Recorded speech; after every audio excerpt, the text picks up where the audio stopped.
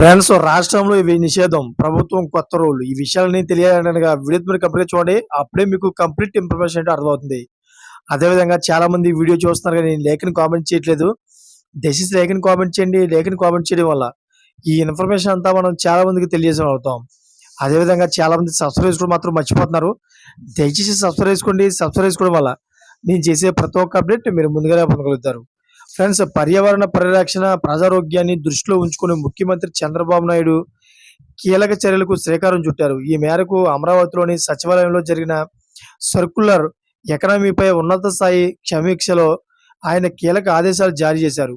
అయితే నగరపాలక సంస్థలో పంచాయతీలు కలిసికట్టుగా పనిచేసి జీరో వేస్ట్ లక్ష్యాన్ని సాధించేందుకు కృషి చేయాలని ముఖ్యమంత్రి పిలుపునిచ్చారు.